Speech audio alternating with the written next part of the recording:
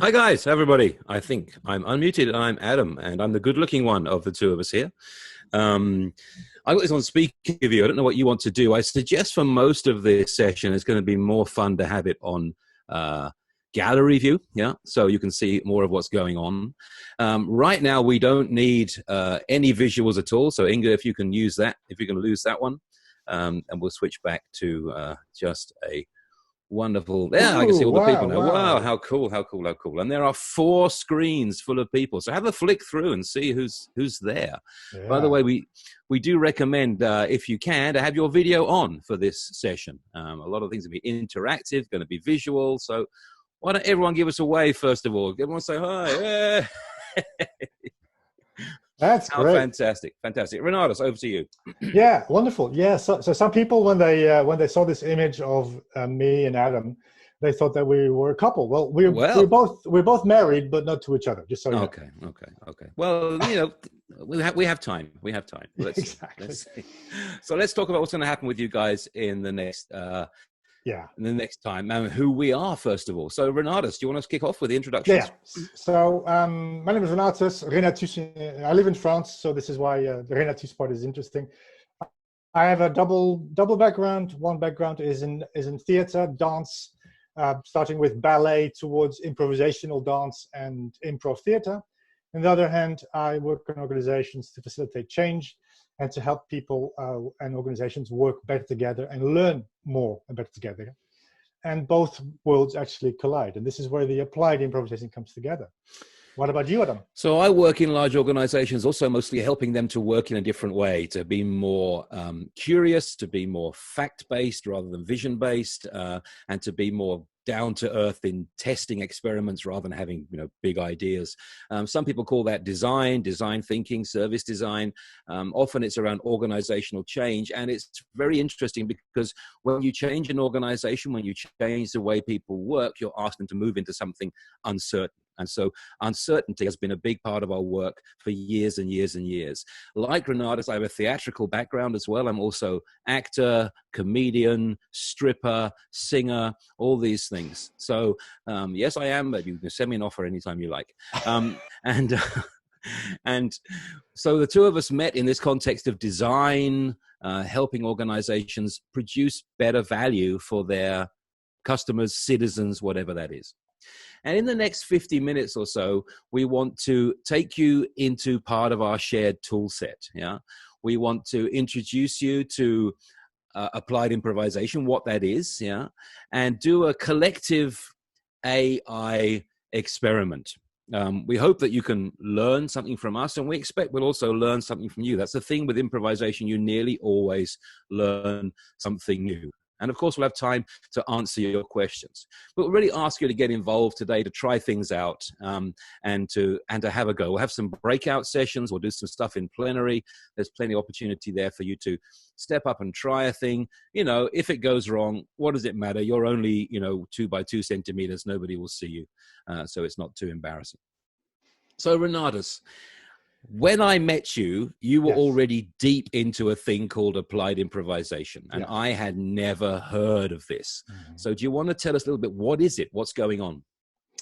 Well, it's one way to describe applied improvisation is something like the intentional and non-artistic use of the principles, mindsets, and behaviors of improvisation.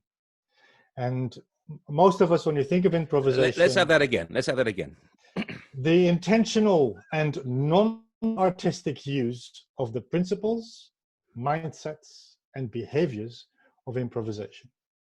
Okay.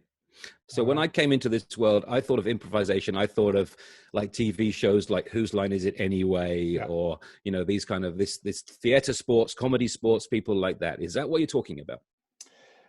It originated from there. Mm-hmm. So this is why we look at the applied part of improvisation, meaning that what principles, what mindsets and behaviors can we extract from let's say the competences of improvisers, professional improvisers, and inject it into different arenas. Okay, so this is coming from places like stage improv, like theater sport, Yes. but also from jazz music, sports people. So all the people who consciously improvise, they know they have to sometimes work without a plan. Exactly. And yeah. The intentional part is really important for this. It just doesn't happen. Often we say, well, I had to improvise. Well, this is actually what we're saying, is that actually this can become a skill or a tool set that we can use. So who is out there? Who is doing this applied improvisation apart from us two people? We didn't invent this. No. Well, we could talk about it for a while. No, yeah. So we met actually at the Applied Improvisation Network, which is a global network of people who are interested in the applications of improvisation. Currently, I looked up today, there's 7,720 members on our Facebook group. It's a growing community. It's a very sharing community. And every year we have a conference where a few hundred people come together and talk about this, about the research behind it, the applications, the practices, and learn from each other. So we've got this community of people who are applying those principles and practices in non-artistic environments. What are these environments? Where are people using the improvisational mindset? Non-exhaustive list. Civil service been mentioned by Ingo already. Business applications, change management, especially dealing with uncertainty in these current times, for instance. In the military, education, all levels of education, crisis responses, innovation and design, as we do as well, in therapy, in personal development, etc., etc., etc. So it's all those situations where you're facing uncertainty, where you're moving Absolutely. into a future and you don't know what's going to happen, and about dealing with that and thriving in uncertainty, which I believe is the subtitle of our session this evening. Exactly. Thriving in uncertainty. Okay, so I think that's enough from us talking for now. Let's find out who's in this enormous room now. Let's do this. Have a flick around. Wonderful places all over the world. Flick around and make sure you've got a screen that's got a few people on it. Yeah, doesn't matter if we're there or not, but so you can see a few people. And we're going to play a little game which is called Postit Peep Show. Postit Peep Show. Okay, so we invite you to, if you have a Post-it or something similar, or a piece of paper or something near you that you can grab, just go ahead and grab something like that. If not, you can use your thumb, you can use your hand, you can use any other body part for this game. Yeah. And the way this works is we're going to ask you in a minute to cover up your camera. So it looks like this. Yeah, there's me covering my camera with a nice orange Post-it. And we'll ask you to do that, and we'll ask a question, and if the question fits you, then you will reveal your face, and so we can see, who's in the room and what they're all doing. Okay, so please use your thumb or a Post-it to cover your face right now. Oh, that's fantastic. It's like a kind of Mondrian painting here. That's amazing. Wow, flick around is really interesting. Ravid is using a glass of wine to cover the screen. That's really nice. Okay, so what's the first question, Renatus? Well, first question really is this the first time that you are on this show, that you are participating in one of those sessions that Ingo is organizing recently?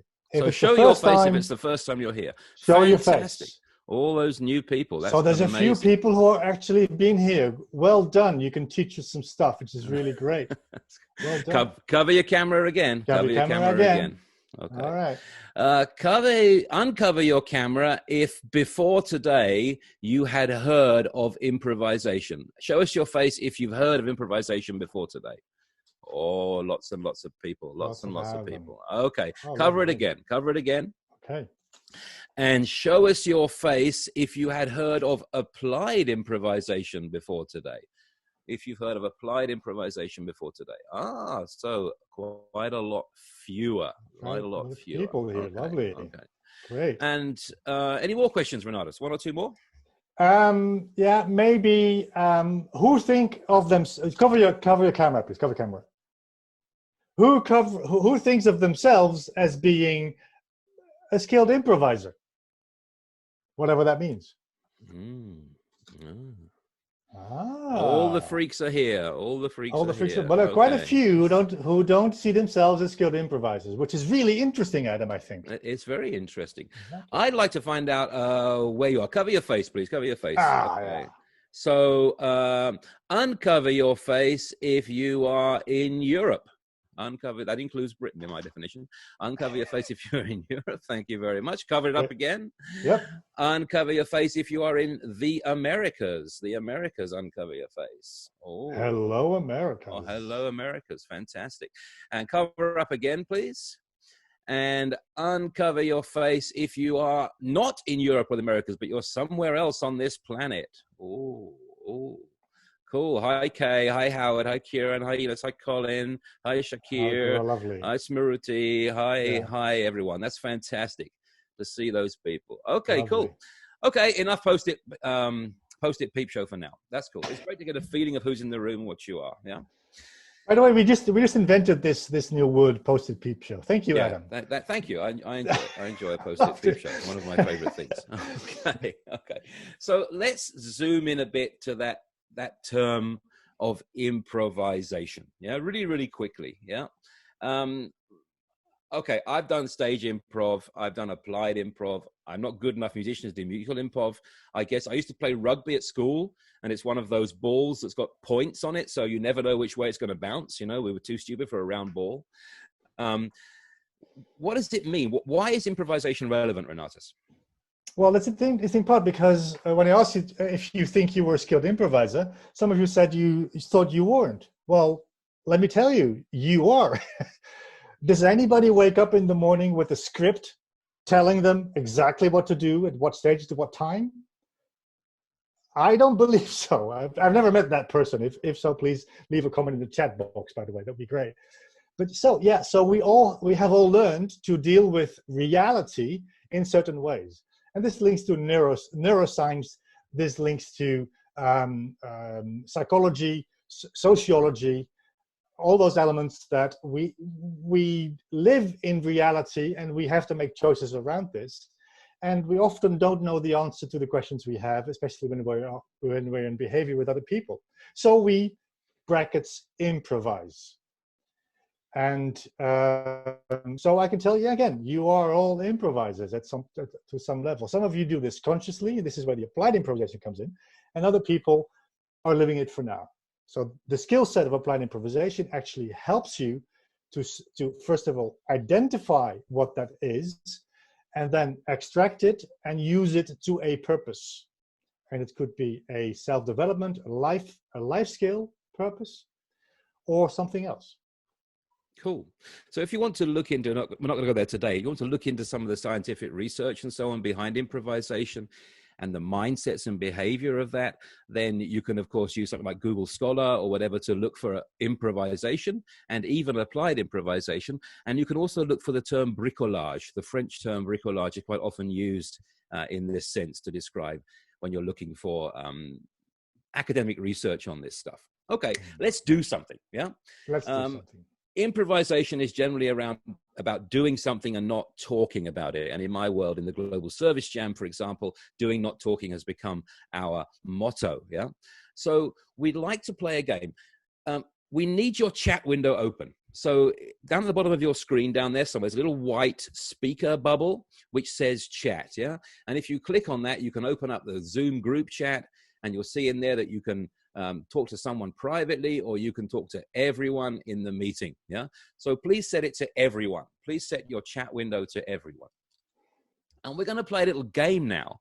And we're going to do this one like it's a plenary. So we're going to ask a few people to volunteer to play this game. And the rest of us can watch those people. Okay. So if you would like to volunteer to play this game, please type "yes, please" in the window now. Yeah, and we'll take the first 4 people. Oh, that's enough. That's enough. Whoa, that's enough. That's enough. That's enough. Okay, okay. Stop. This is great. Thank you. What a fantastic bunch of improvisers. Okay, so the first 4 were Shakir, Ulrika, Julia, and is that enough? Maybe that's enough. We'll take Shakir, Ulrika, and Julia. So you guys, would you like to unmute your microphones, please? And all the other people, can you please stop your video? Oh boy. Will be so. Oh, it's so sad. everything, so make sure that you only see the people that have their video on and moving. Move your hand so we can see you. So Adam, are you playing with us or not? All right, I see 3 people in my screen. This is interesting. No, I also don't see you, Ulrika. Where are you? No, my video doesn't work, so maybe that's why. But you can pick someone else if you need a face. That's fine. All right. I will pick somebody else. Yeah. Sorry. Who can help us? Ellen Feldman, can you show your face? Hey, here you go. Want to play with us? Unmute yourself. Sure. All right. So we're the 4 of us are playing. Adam will jump in to facilitate this at some point. Maybe the first thing we're going to do is we are renaming ourselves, okay, with a number.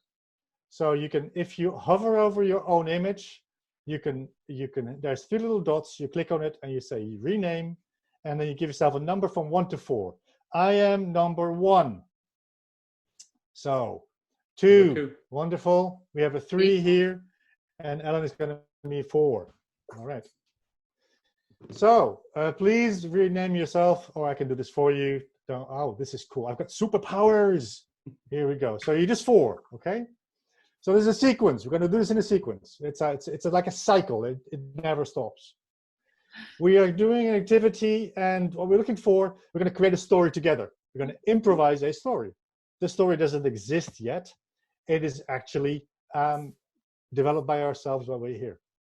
The important part is not so much the story, it's more the flow. Adam. So if you are not part of this game, I'm going to invite you to watch these 4 people and watch them with the eyes of a detective. Yeah, you might prefer to use a gallery view so you can see all 4 of them. Or if you switch to speaker view, you'll see the person who's speaking as soon as they start to speak. You might find that more interesting. Play around with those. But I'd like to ask you, everyone who's now currently switched off, to watch these 4 really carefully. And you 4 actors, I'm going to ask you to watch as well. I'm going to ask you to keep exactly 16.8% of your brain not engaged in this game. Yeah, so that you can observe yourselves and see when is it flowing and when is it not flowing. One of the things that we often do in implied improvisation is we do something and then we think about really hard what just happened. So after a few minutes of game, we're going to ask all of you guys to reflect on what happened right now. Renatus has explained the game. I'll drop out again and you guys can play. Thanks. Lovely. So let's, it's Friday. So this is fairy tale day. It is absolutely. So let's make a fairy tale, okay, all together. The way it's going to work is that every one of us can say 1 sentence at the time. 1 sentence. And what we're looking for is not an intelligent story or a funny story. We want to have flow. Flow means something like continuation, rhythm, ease, all those things. So we're going to go from 1, 2, 3, 4 back to 1, 2, 3, 4, and we keep on going like this. And would like to make a lovely story out of this. Okay. So here we go. Once upon a time, there was a crippled princess. And the crippled princess was looking for a prince. Oh, but why was she looking for a prince? Because she knew that the prince was going to provide her with some needed advice. She traveled from country to country, from continent to continent, and didn't find anybody suiting her. And then she continued looking for more teachers in what would be non-teachers. And of course, everybody's wondering what that could have been. And she started to realize that there was wisdom inside every person that she met, and that maybe her focus on finding a prince was misguided. So she went into a retreat for 17 years. And at the end of the 17 years, she found a friend. Oh, she found a friend who was with her all along during these 17 years, but she never realized that this was a friend. Because she realized that the answers that she was seeking were actually within herself. And she died. Thank you. That was it. Okay. Thank you. Please unmute your video, everybody. Please unmute your video. Oh boy. Unmute your video. And you guys can change your names back. Change your names back. Show your faces, everybody. Yeah. Let's see the video. And let's give these guys a silent round of applause by doing this. Thank you very much. Thank you. Thank you. Thank you. Oh my goodness. That was some kind of deep and meaningful psychotherapy fairy tale there. You know, I was looking for dragons, and I was looking for, you know, princesses in shining armor with, you know, sharp arrows and all this kind of stuff. And what do we get? We got a journey of self-discovery, which is fine because you don't always get what you're expecting in life, which is cool. Really? Yeah. Yeah, it was very very very story. Okay, fantastic. So you were all watching, and I hope you're watching with the eyes of detectives, yeah, because we're going to ask first of all. Well, let's do everybody at once. Yeah, Renatus, we'll do it all at once. Yeah. We're going to ask you to think about two things, yeah, in this game. Two things. The first one we're going to ask you about is, what did you notice in this exercise? Yeah, what did you notice that did not help the flow? What kind of things made it difficult for people to continue the story, or made them have to stop and think for quite a long time? So you'll notice when it was flowing and when it was not flowing, what did not help the flow? And if you have an idea, please type something in the chat window. Yeah. And we'll give you like 20 seconds for that. Oh, there's some very nice stuff here. And 10, 9, 8, no pressure. 7, 6, 5, 4, 3, 2, and 1. Okay, that's fantastic. We've got plenty of stuff there. Now, we'd like to quickly analyze what you guys were sharing with us just then. So Renatus is going to share his screen with us, and you should see now a large screen with the word flow on there and what blocks the flow. Yeah. Now I'm just scrolling through the comments that you just made, and I invite you guys to scroll back through your window the last 2 minutes or so. Yeah. Back to around 6:27, something like that. 6:27 is when it starts. Yeah. And what were the things that did not help the flow? Okay. So one was a complex storyline. Yeah. So having complexity seemed to be a problem. Renatus will type these things in there. I'm going backwards and forwards. And look, 1, 2, 3, 4 said thinking too much. Thinking too much did not help the flow. Yeah. Overthinking. Then we had people had different ideas about the direction of the story. And I saw that as well. You saw somebody, I mean, I've played this game before, and sometimes you just think, oh, that didn't go the way I wanted it to go. And you have to rethink because you already had a plan in your own head. Yeah.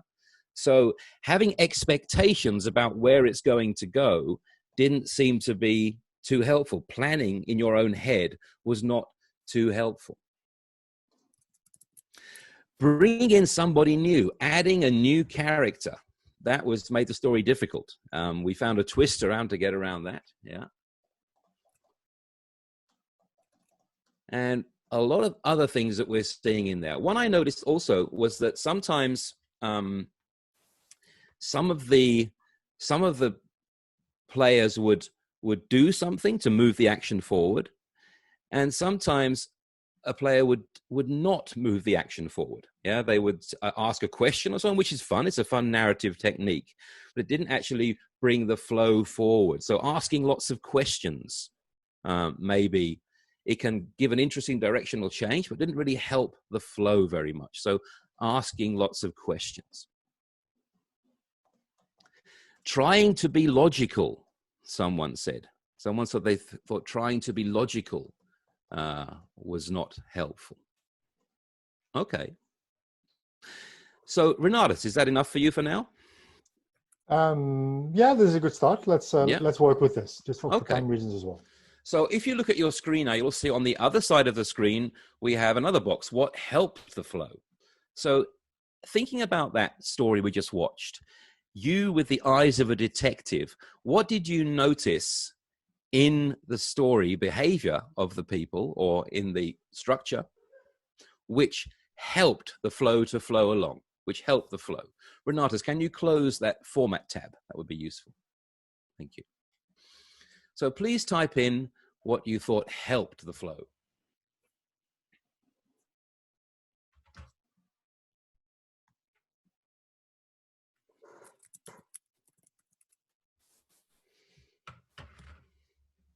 And 10, 9, 8, 7, 6, 5, 4. No pressure. 3, 2, 1, and 0. Fantastic, fantastic. That's brilliant. So again, I'm scrolling back, yeah? And by the way, if you think I'm being unfair in my selections, just unmute your microphone and tell me I'm being unfair. I can really take that, yeah? Tell me what you think of me. I can handle. Yeah. Thanks, by the way, John, for drawing a straight line across there, making it very easy for us to see where the list turns over. That's brilliant. At 6:31. Okay, so smiling. I mean, you know, having a smile on your face, taking it lightly. Kieran wrote, having fun with it, however silly it seemed. Yeah. Simple language, I'm seeing from Joseph. Offering connective words. Yeah, so you end the sentence with something like because. So you offer space for somebody else to come in there, really. You set them up. Yeah. A whole bunch of people saying building on ideas, building on the ideas of others, building on others' ideas, accepting and building, all these things. Simple, keeping it simple. And many, many times we get variations of let it go, you know, just go with it, go with it. I have a great career ahead of me as a Disney princess. That is my second job, actually. I'm a Disney princess. Yeah. But just being spontaneous, letting go, letting it happen. Yeah. Body language, someone put in there. So I don't know if that meant leaning in towards the camera. We haven't got very much body language in these mini windows here, but doing that. Yeah. Not thinking, but feeling what to say. That's fantastic. Yeah. Okay. That's cool. So there's many, many more things there. We could look at all of those. That's just a really, really quick version of this game. And if we do this with, for example, senior managers or government people, often spend maybe an hour debriefing this. We just spend a few minutes right now. But have a look at this, at these two boxes we've got here. And I'm going to ask Renatus to talk about what you're seeing here. Yes. Let's start on the right side again, the block, the flow side. The complexity, thinking, overthinking, having a plan, making sure that we have the right people on board, asking lots of questions because you want to make sure that you are actually saying the right thing, because you want to be logical, you want to be right about stuff. This is what we're seeing on the right side. And that is something we usually do. We usually are really good at this. We get kudos and grades and even bonuses when we can handle complex issues. We get degrees when we think a lot.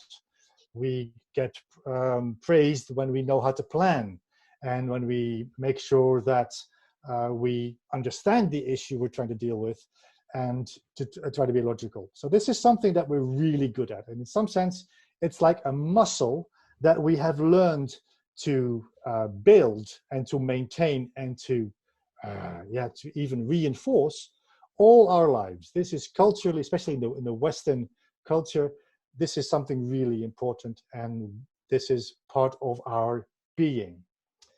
On the other side, we have something else: smiling, having fun, simple language, offering connecting words, meaning that it's about the other people. It's about how can I make the work for the other person easier, I would say.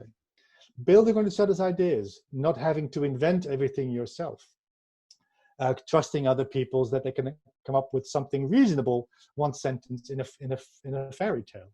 Keeping it simple, letting it go, instead of controlling it, it's on the other side and planning. It's, well, hey, let it go and see what's going to happen. Have body language that actually is conducive to collaboration, I would say. And feeling what to say instead of knowing what to say or planning what to say. So these are two sides. That left side that helps the flow is also a muscle that we know how to play. We know how to play this when we are with friends, or when we have a relaxed moment, or when we have great teamwork happening.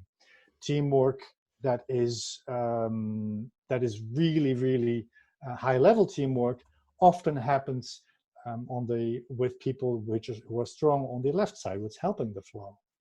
So both muscle pairs we have developed. Arguably, often when we ask this question, where or on which side do we usually see people navigate in a working environment?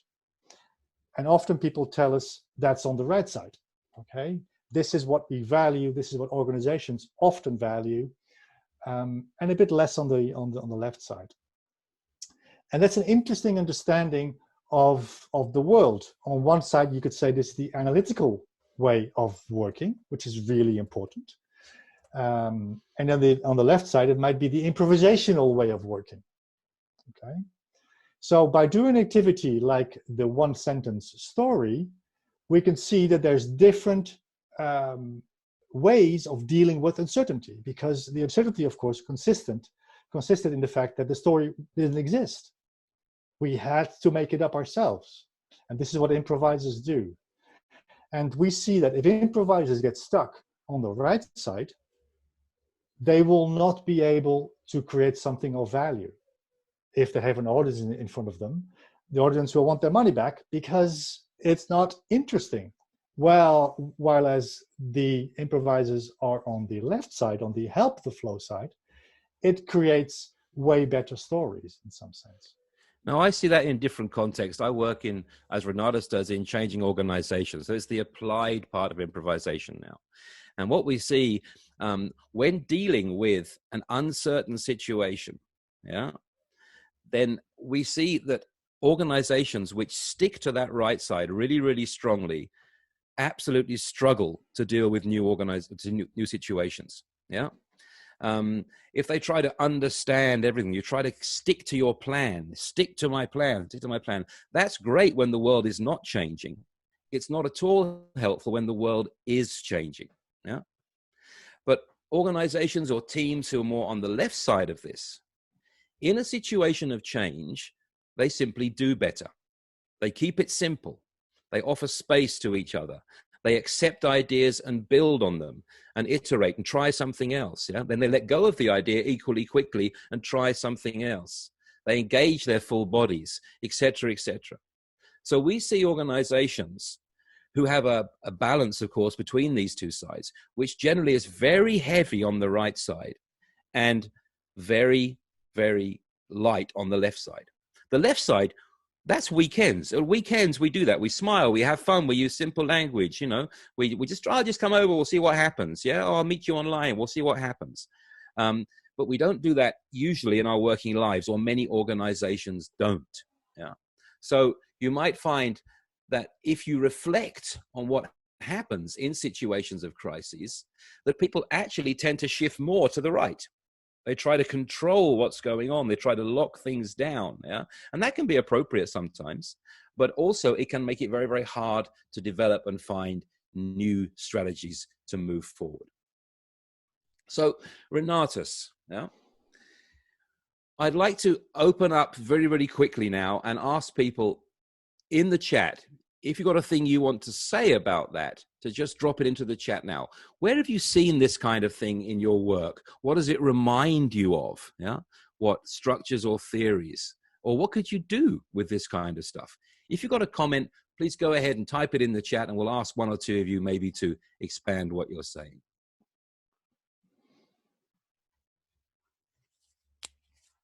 So there's a question there from Marius I'd like to come back to at the end. Without control, what measures do you put in place to take projects in the right direction? I'm happy to talk about that one. But yeah, Colin, carrying on projects when they should have been stopped. That is a huge thing because you stick to your idea. You find a way to make this idea work, even when it's clear it's not working. Crickets. No diving, but I just saw the I just put it on the chat box. It reminded me of when you're in a meeting and you only give airtime to a certain amount of people. So therefore, whether it's for status or for their extroversion, introversion. So it's this understanding how this plays out in a team of people and how we get ideas from everybody, how we get decisions from everyone, and then giving people airtime. Great. Often that's a big gender issue there as well, that certain genders will dominate the airtime and not give others a chance to shine.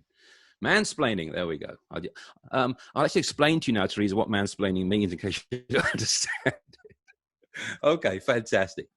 Renatus, I'd like to do one more fun thing before we move over to questions and so on, yeah? Or should we go on to our principles? Frankly, there's no time, I think. I need to, yeah, sure. To make it happen. I'd like to unfold this a bit more because there's more to say about this. Sure. Just because I'm going to share my screen now. This is an important part to understand, is that we have two sides of this. We have on one side the control side, and the other side the freedom side. So when you in life, we make choices. Okay, as an individual, we make choices all the time. If you work with people, you also make choices, and we always have a choice to be on either on one or the other side, or somewhere in between, by the way, as well. Well, this will shape the way you interact with reality.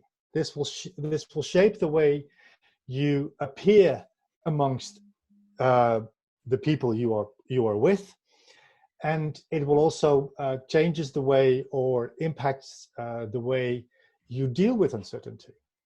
So when you are in a situation which is often new to us, what happens is that we go to a second level, which is we actually enter the fear side.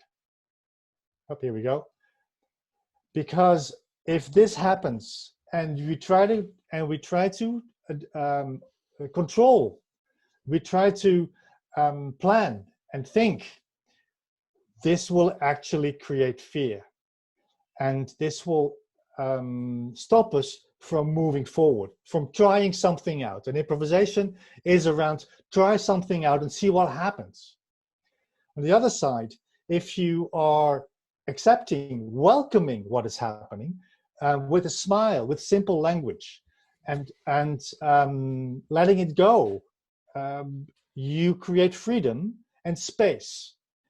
And in other words, you create a trusted environment with the people around you that creates space for things to emerge. So you are able to create an emerging reality that actually has never been tested or seen before, collectively. So both sides are valuable. I'm not saying always be on the left side, always be in freedom and trust. This is not true. But understanding both sides will allow you to make the right choice and to notice where you are and when you are where, and say, is this the right place to be? There's some really good comments coming up in the chat window just now. So I do invite you to reflect on those as well when you get the chance. There's some really interesting parallels people are drawing here as well. But we'd like to draw this together now. And you'll probably see on the bottom of Renatus' screen, we've got one more field, one more box we want to fill in for you guys. And this is, if you like, drawing out of this activity, other activities, and of course improvisation in reality. These are simulation activities. There's lots of this in applied improv. You set up a simple problem, you play with it, and you reflect on what you did. Yeah. But we've seen we and our colleagues have seen in those activities, in those games, but also in reality, some principles which we tend to call the impact principles. Renatus, you want to take us through those real quickly? Impact principles. Yes. Hopefully, here we go. I'm happy to be your typist if you like. Oh yeah, could you write impact principles right there? I can. That'd be great. I'll type very, very quickly. Okay, here we go. So the impact principles here, we can deduct them a bit from the work we've done before, meaning that what we see happening is that when to be able to enter this space of freedom and trust, we have to be very present, meaning offering connections and words and offering space to people means that you have to be present in the moment with those people to understand where they are. It's about listening. It's about several levels of listening, being really there, be fully present in the activity. By the way, those type of activities that we do with people in the realm of applied improvisations requires total focus, being present. Another thing also that we've seen in the activity just done before is that it requires flexibility. You need to be very flexible because you don't know what the previous person is going to say, and trusting on your own grammar skills and storytelling skills, you are able to say something that makes more or less sense. Doesn't have to be perfect. It makes more or less sense. So being flexible, able to adapt is a second element that we add to the impact principles. The third one is being bold. Okay, so in the story we had a lovely story with the princess. We thought it was going to go one way with dragons and love. It actually went to a different way. And so people gave us input that actually was bold. And if, for instance, if you create a story and you tell something, you say, for instance, well, I was in a green car, okay. And if the other person says, well, can't you change this? Or what could be another option? And you say, well, I was in a red car. Yeah, okay. What green car, red car, black car, brown car. I was in trouble. Or I was in a spaceship, or anything else, allows the story to develop in a different way and gives more space for things to emerge.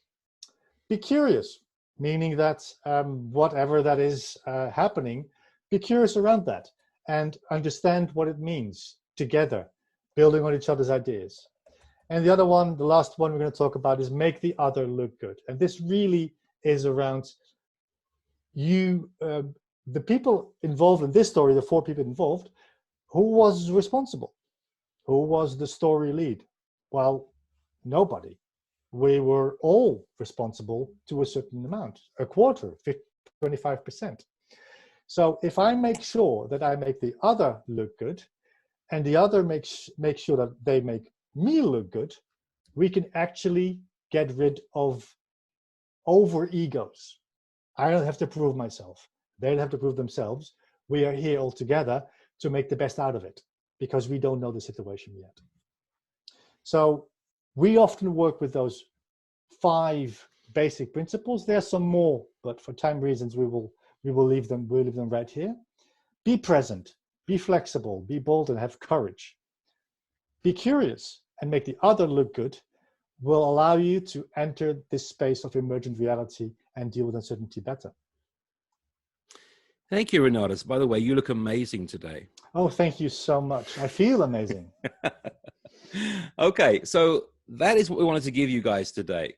What we did there was quite typical, a kind of accelerated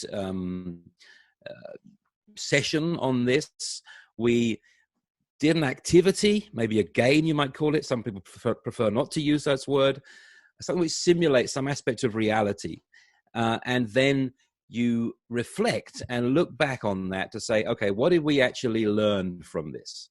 And then you ask yourself the question, how can I apply that in my real work, in my real life, in my real situations that I'm in? Yeah.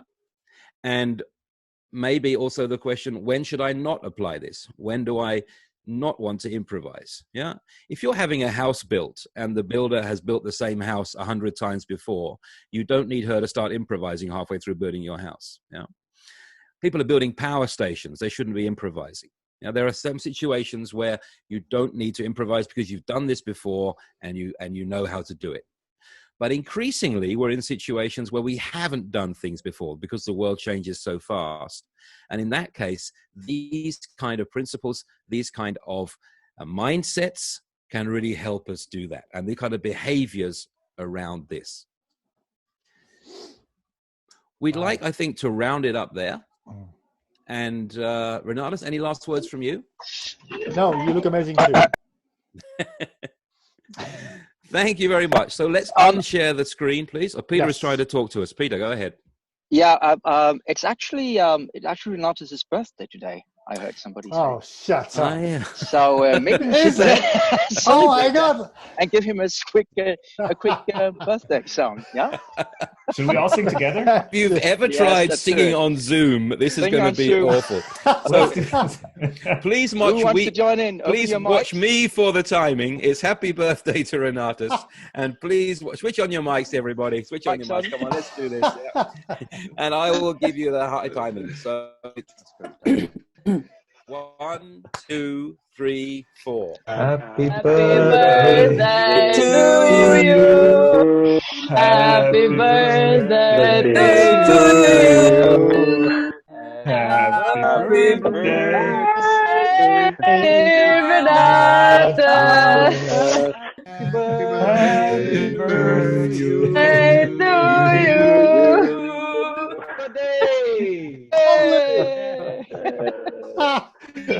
Thank you, Peter. Thank you, Peter. So, welcome. You're welcome. What did we do just then? Yeah, did we stick to the plan? Did we try to overthink that, or did we accept Peter's suggestion and build on it? And was it the best singing you ever heard?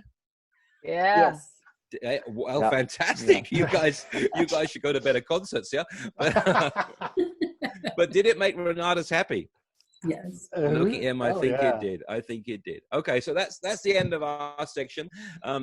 Handing back to Ingo. Thanks very much for listening, and I guess we can give you our contact details via Ingo after this if you guys want to get in touch with us. We're on things like LinkedIn, we're on things like Twitter, on things like Facebook, and so on. You can find us there.